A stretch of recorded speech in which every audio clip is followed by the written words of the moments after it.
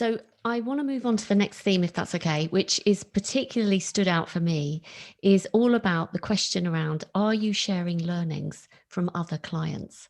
So can you tell me the background to this question and some of your recommendations? Yeah, I mean, it's fascinating. You know, whenever there's uncertainty, right, people want to know what the best thing to do is. And if you're an agency, you've got loads of clients generally, or at least you've got more than one. And so if you're working with different clients, you may be coming across different ways of dealing with things like the pandemic, right?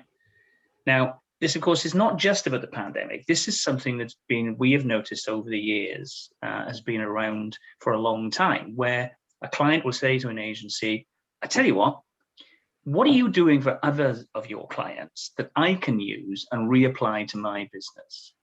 And agencies go, yeah. So, and then if asked, the agency will think about it and go to them, right? But the real opportunity here is to just turn that round.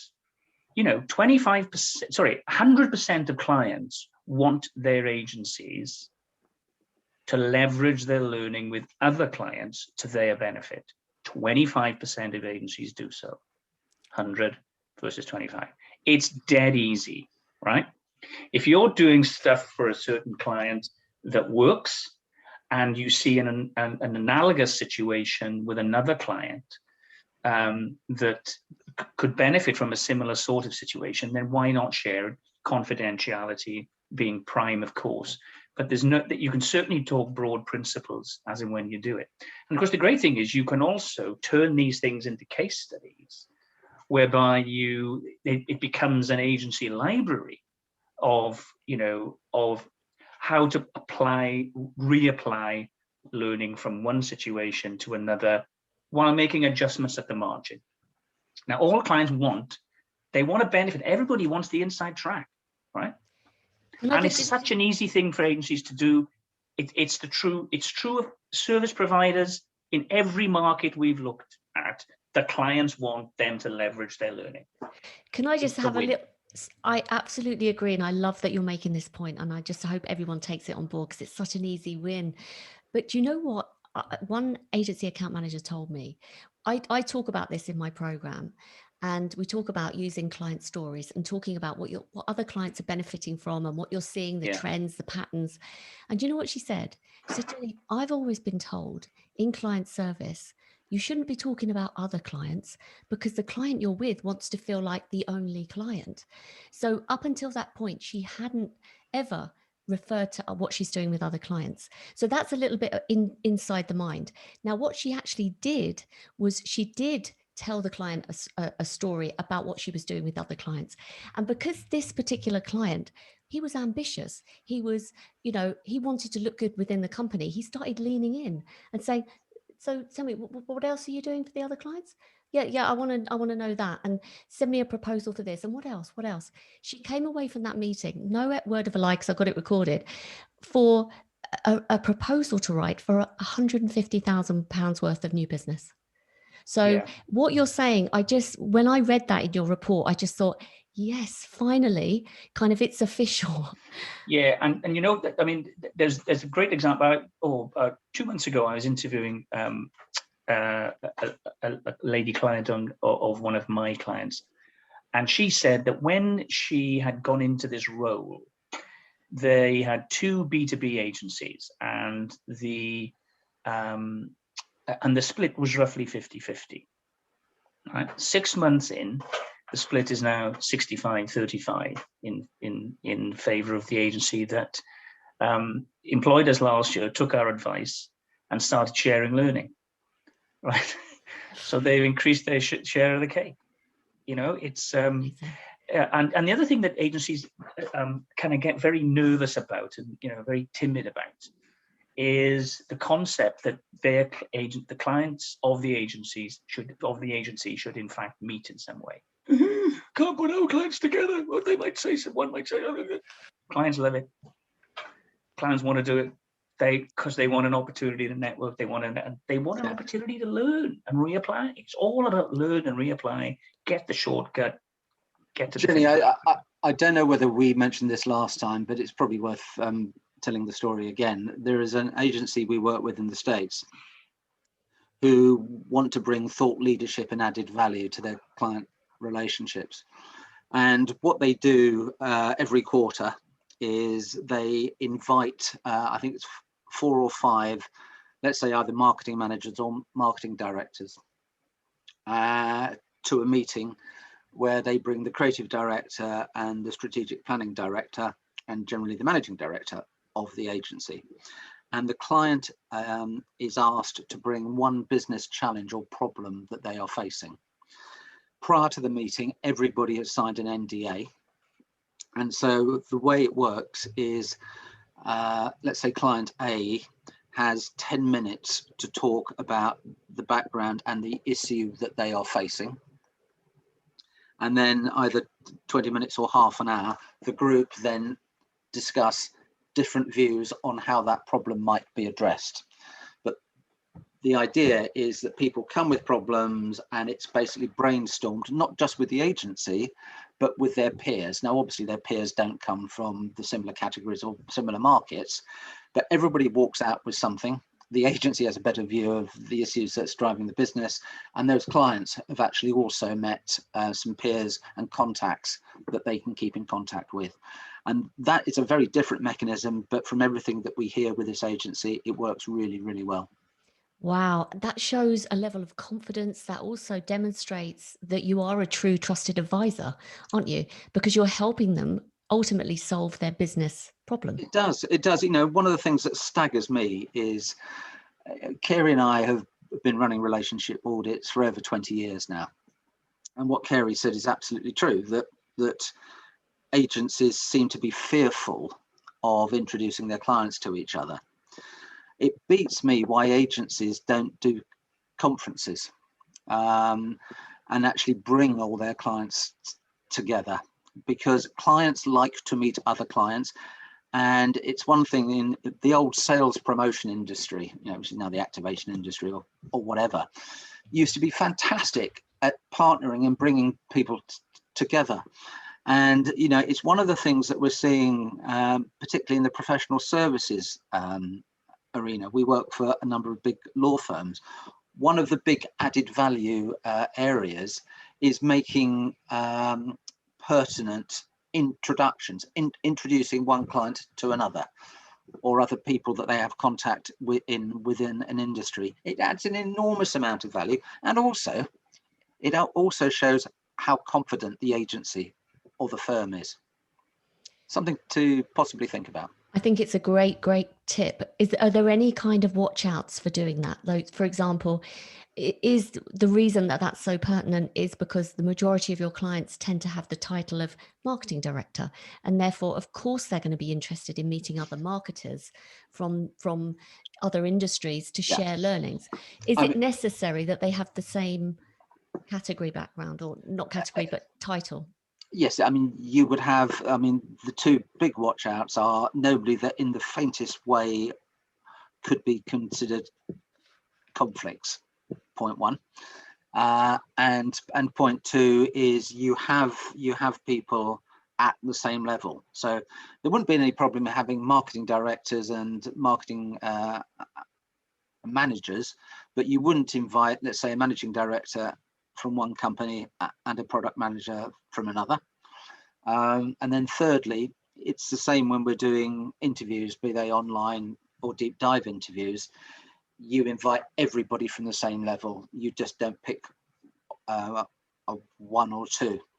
And you know what? Again, it's something you can learn from the professional services firms. We're talking about a conference, but in a sense, it's kind of training and adding value through some form of thought leadership. It's a fantastic way to not only embed yourself with the clients that you actually currently work with, but also to get attendance from other people that may never have heard of the agency. You know, it's something that the social agencies and the digital agencies, a few have done well, a few haven't really taken the opportunity, because it's something that anybody, particularly in marketing management, needs to actually know about. And those agencies that have offered training and thought leadership have become in many, many cases, the trusted advisors and experts to their client on that subject. Brilliant tips. The other thing I'm seeing, and I'd love to hear your thoughts on this, but to that idea about training, some agencies do it and have been doing it during the sort of COVID era, running sort of educational webinars, but they tend to just do it for prospective clients rather than their existing clients. Are you seeing that trend as well? No, but that's just utter madness. I couldn't agree more. Utter madness. And that's, that really says a lot about agencies like that they undervalue their clients hugely. And as what we said last time, their clients are other people's new business prospects, and particularly areas like training are a great way, obviously, to actually get clients, but also to actually add value to the existing relationship. I mean, frankly, if you think about it, if you've got moderately happy or very happy clients and you're inviting a few new business prospects, you will find that your existing clients will be doing the selling of the agency to your prospective clients. Perfect point. Yeah, absolutely. So I'm just conscious of time, and I don't want this to, because I know that I could talk to you two all day. We know that already. I want to cover these themes because you've got 6 themes, and so far we've covered 4. Theme 5 was all about, are you better or worse at technology? Yeah, I mean, I'm not going to spend a lot of time on this because I think this is a pretty kind of black and white situation, right? Technology, as Simon said, people were talking about how our use of technology and technology has changed business, in more in 5 weeks than it had, or 10 weeks than it had in 10 years, and so technology was a big theme last year, and we've got some examples of where people get that right and where they get it wrong. A lot of companies, 70% of companies say technology is important, but it's around about 40%, 42% of clients say they really understand the technological competences of their agencies, and that technology thing is important. I mean, we've working with a company, for example, for whom we create reports in fine detail, but we also have a dashboard, and this is for our Radar product, and we expose the dashboard. There's a new bunch of people at the client hadn't been exposed to the dashboard previously. We exposed them to the dashboard. They went, wow, this can make our life so much easier. Wow. And they said, well, why didn't you tell us? And we said, well, we did tell you, but the people that we told have moved on, and the people that are still there haven't bothered to tell you. It's one of these things. So you never assume. And then the 2 examples I wanted to bring was that we came across one example last year of an agency that had developed a fantastic intranet. And what they were able to do is a global relationship. And they were able to use that intranet to provide access to clients on a local basis to the library of assets that are being created, and make it really easy for them to download it on a local basis, and so on and so forth. So made the process simpler, and something that will withstand and go past the whole pandemic thing, because it's just a good idea, right? And then the other side of technology is when you don't really haven't really thought it through. And there's a great example we heard last year of an agency that was down to the sort of the final stages of a pitch for a big UK grocery retailer. And when it came to the sort of the technological audit that the process people were wanted to put in place, what they found was that the agency's capabilities in technology could not deliver what the client wanted, because there was so much re-engineering would be needed, and so the agency lost, even though they were in the final shortlist.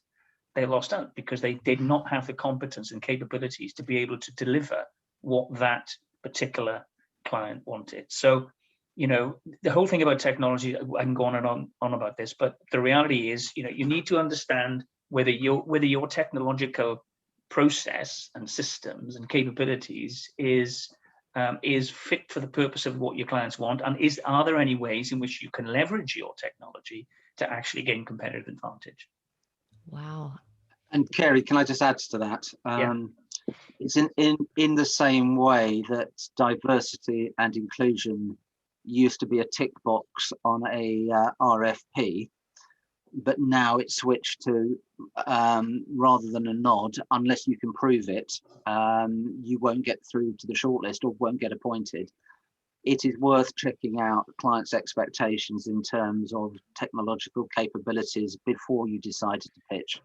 Yeah, I think, and there's another bit of that too, which is that, you know, if you've got a client, right, and the client works with different agencies and different organizations, one of the things you can do quite simply is ask the client, can you give us an example of another supplier with whom you work that has a fantastic technological solution to a problem that you may have had in the past? Right? What a great question. Because that gives you, aha, I should go and talk to those people, you know? So that's, again, that's a simple thing you can do. What a great and sorry, Jenny, can I just add one other thing? I think that there will be a lot of account managers, account directors listening to this podcast. And the analogy I would give is understanding what a car can do rather than how the engine works. Understand what technology you have within your agency and the benefits it can bring. Because also, we find with a lot of agencies and service providers, the people that are representing the agency aren't communicating the technology that the agency actually has to the client. And you never know, you may have competitive points of advantage in terms of the technology you use and how you do it over and above the competitive set. Great advice again. I've got so many more questions, but I do want to get through the themes. I'm just jotting them down, so if we have time. The theme number 6 was, do you realize what drives perception of value? Value for money now. Like, do you realize what's changed? I mean, the simple thing is that value for money appears to be becoming less transactional. And what I mean by that is less transactional in terms of what's paid versus the deliverables that are given to the client. What we're seeing is soft factors. And by soft factors, what I mean is the quality of staff, people's attitude, as Carey said earlier, flexibility and agility, and going the extra mile are becoming increasingly more valued. And for many clients, this is reflecting a growing desire for true business partnerships in these uncertain times. And that's probably why our data suggests that value for money is highly correlated with the propensity to award more business alongside the quality of the team. So this is really, really important. The more you can be showing and demonstrating value for money with the hard as well as the soft factors, the more likely you are to actually win more business from an existing client. So, I mean, there are a couple of points coming out of this.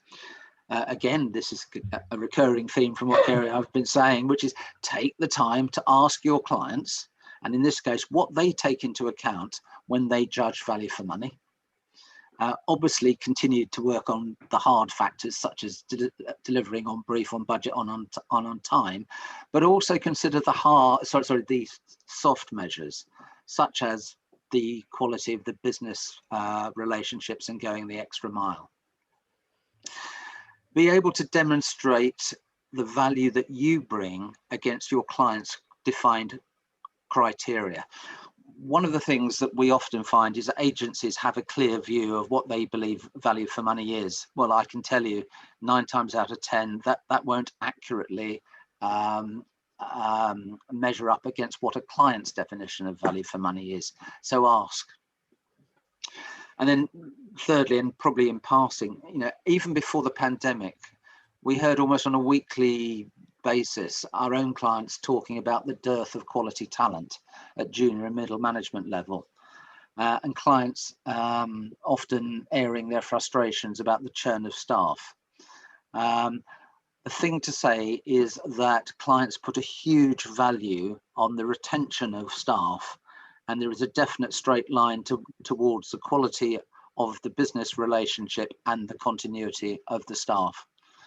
A lot of agencies are going through an awful lot of churn at the moment, and one of the ways you can differentiate yourself and your agencies is to have happy, motivated people continuing to work on and know the client's business.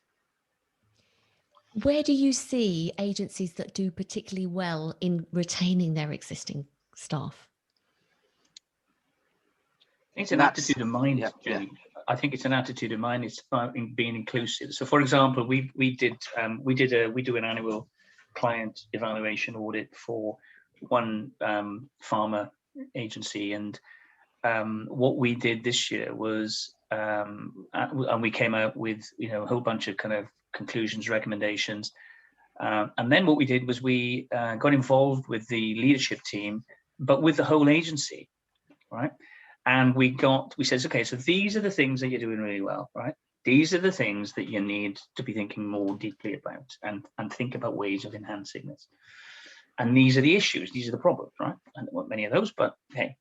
And what we did, fantastic. Everybody in the agency was embroiled in this. They developed certain different cohorts. Each cohort was given a part of these things to review, come up with potential suggestions, and then kind of report back to the group. So the point about all this was that the problems and the issues and the opportunities were all, if you like, fed up from the bottom. So everybody in the business felt they knew what the issues were the clients had, what the clients thought, what the misperceptions were, where they had concerns.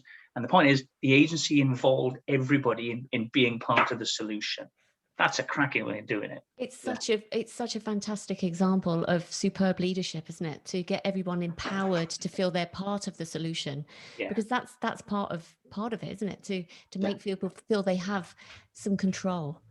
Yeah, I think that the other thing, building on what Simon said too, is that one of the things that comes out when people say, the agency's expensive. I go, oh, okay, are they worth it? Well, yeah. Well, why are they worth it? Well, because they, for those people who do, because they leverage their learning, or because they give us a regular, once a month or once a quarter, they give us a proactive idea, right? So the point about it is that what you're doing is, as Simon said, the value for money has got more elements coming into it in terms of a kind of expression, but there are some simple things that you can do. If you are being more proactive and regularly coming up with an idea, and you don't have to be proactive every single day of the week, right? It's nonsense. But if you can come back maybe once a quarter, or you can go and say, you know what, we just kind of took a look at your competition and what they're saying, and we've got a little presentation for you. Would you like to see that? Absolutely. That builds a perception of getting more bang for your buck.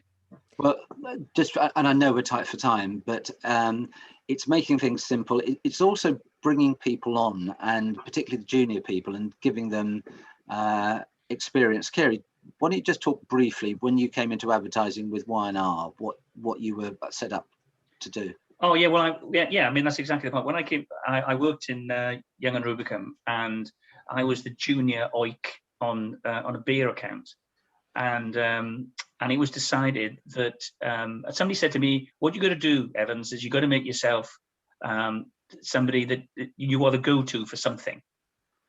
And so I decided I was going to make myself the expert on the beer advertising, on the competitive beer advertising. So I did a whole bunch of work on that, did analysis of spend and this, that, and the other, and did, what we used to call copy evaluations, or evaluate the strategy of the communication and all that stuff.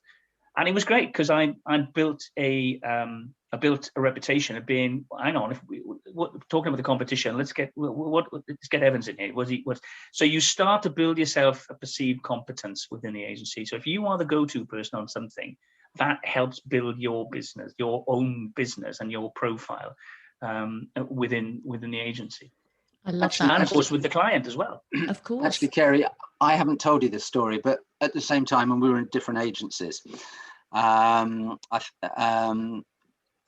saw that the marketing director of one of the big breweries was talking at a conference, and I got myself a ticket and went one lunchtime and took notes. And I came back and I wrote up those notes and sent them to the account director, head of new business. That immediately went to the MD, it immediately went to the chairman, and it was then sent as a new business mailer, and I'd actually made my name. Wow. just by doing that. And it's just showing that bit of hunger and understanding. And the ironic thing was, it was Carey's client. So I was trying to nick Carey's client at the time. But anyway. How funny. Oh, that's so funny. You bastard. Yeah, you bastard. Talking of hunger, I've been talking to agencies recently about their approach to gathering feedback from their clients. Okay. Many agencies tell me, oh, yeah, we're going to do the survey, and they always assume and default to some kind of survey, whether it be online or.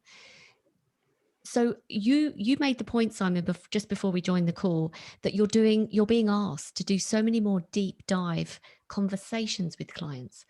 Why do you think businesses and agencies are concluding that that's what they want to invest their time in? Because if money was no object and time was no object, talking to people on a one-to-one basis is the most valuable sort of feedback you can get. Business relationships are getting more complicated, and to be able to, if you like, get the color rather than just the black and white, through deep dives, in-depth interviews, is absolutely now more valuable than it ever has been. Just to fill the picture, our business originally started just in doing deep dive depth interviews. Then about 10 years ago, it shifted hugely in terms of online. And one year, I think we did over 30,000 online interviews with individuals. It now seems to be coming back, and that a lot of our programs are, if you like, a blend between deep dive interviews with the most important or biggest clients or key decision makers, and then covering everybody else off in terms of online. And obviously there are common questions for both, but I think the main message is that people are now taking it very, very seriously. And to your point, Jenny, when you opened to say that when we worked with you, we were able to bring back intelligence, which kept that client with you for another 2 years, which I think was a 7-figure in terms of fees. It's got to be worth the investment. Yeah, I mean, there's a great, thing that it's that moment, and Simon and I both had this, right? When you're doing an interview, I think that the reason people want more people wanted interviews last year is, again, based on the uncertainty. They wanted a clear picture of what was going on. Yeah. I felt the best way of doing that was to ask questions. But there's that fabulous moment when you've been doing an interview, you've built a bridge of rapport. The client's telling you all kinds of stuff, some of which you know already because the agency told you, and then says that immortal line. He kind of looks at you and he looks away and looks. He says, "I shouldn't tell you this, but blah blah blah blah blah." And you go, "Yes, bingo, got yeah." The ka-ching moment, yes. It's the ka-ching moment, yeah. And you think that that is the goal. You built the trust and you've pulled and squeezed that little nugget out, which can make all the difference. Absolutely. And we may be very biased, but it's just not tipping up and going, oh, I've got 10 questions to go through with you. So the first question is, what are our creative standards like? It's not like that. There is, believe me, a real art to actually doing this. And the art is, you actually see the benefit, if you like, with the art and the experience in those ka-ching moments. Yeah, and I think that it's interesting, so there's the other important thing is here, we've been doing this a long time, right? I know we don't look very old, but we've been doing it a long time. And settle down. And so what we've learned over the years is which questions to ask, which questions work, and asking you won't get the right answers unless you ask the right questions. But you're also hugely intuitive about responding and going, knowing when to stop, hold back, knowing when to push, and you read people. I think this is what your years of experience of just, it's listening for what's not being said. Yeah, it is. And it's we have an expression for that. We call it going off piste, right? So if the client wants to go off somewhere and talk about something else, you just kind of go with them when we do the interviews, because you never know what's going to come out the other end. which could be valuable and which you had intended to, to even look for. So the interviews are, it's a way of adding color. And the other thing that's important is that, one last example for me. I had to do an interview for an agency, and I said to the agency people beforehand, are there any issues I should be aware of? And they said, it's all pretty good shape. There was a little issue on planning, but that's gone away like years ago. So I went to see this guy, and the guy actually was a guy who used to be my client when I worked for an agency. And I said to him, well, Andrew, tell me about blah agency. What's the big picture here? And he said, planning, bloody planning. Now, I'd been told that the issue was a minor issue that had been resolved, 6 months ago or a year ago. And that's the benefit of the deep dive interview, where you sit down in front of someone, you look at their body language, and you get the right volume level. It's the volume level that matters. Totally. Listen, I want to ask you one more thing, because I would love to ask you both about the trends that you're seeing right now and your advice for agencies to equip them. One of the things you mentioned, Simon, before was, there's a lot of acquisition going on, like agencies acquiring other agencies. And I know that you're involved in that. So I would love you to maybe speak to that a little bit, about some of the trends that you're seeing currently. Well, undoubtedly, the M&A sector is very, very busy. Certainly all the mergers and acquisitions consultants that we know and work with say that they've frankly never known it busier.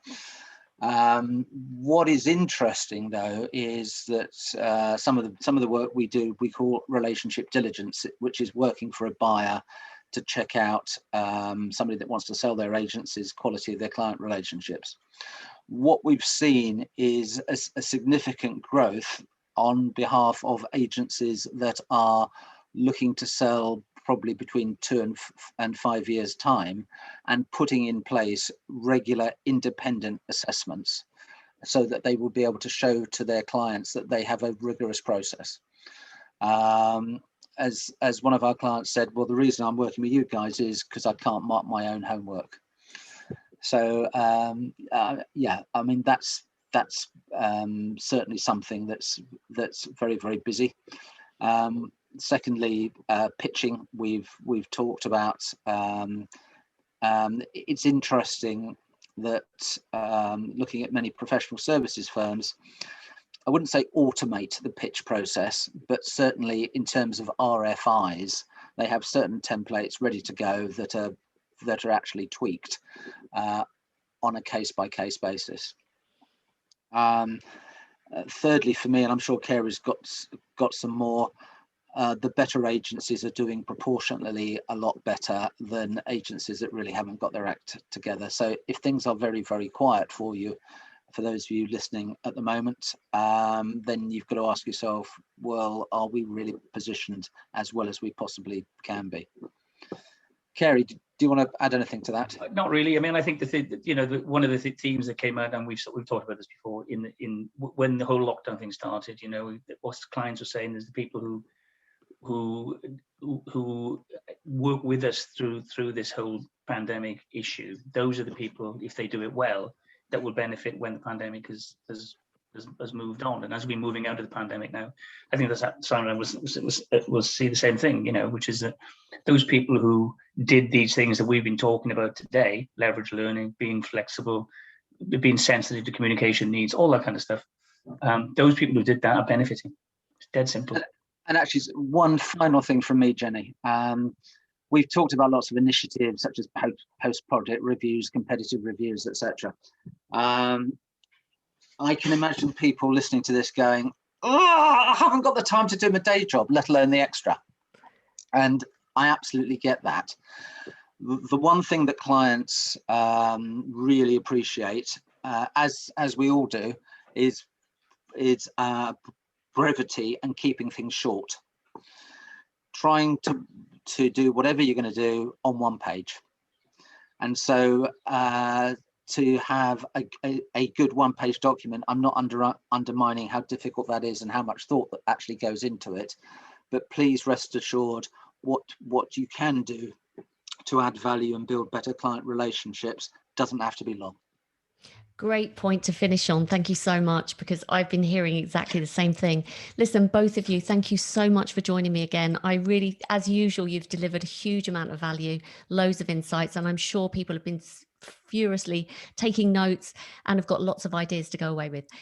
How can people get hold of you if they want to have a conversation around how you could perhaps help them with their business and auditing relationships? Well, you can get hold of us at relationshipaudits.com. And that's probably the easiest way to do that, and go on to the contact page. And why don't we also, Jenny, when you post this, put our email addresses, both Carey, if you think Carey's better looking than me, I'll leave obviously. Obviously. Love it. So let's not get into looks, we'll just get out the hair. All right, okay, so you've got a choice, you've got either or, so it's the switch cell. Fantastic. I will make sure to include both your email addresses and the link to the website. So thank you so much again. I really appreciate it. Our pleasure. Been brilliant. Our pleasure.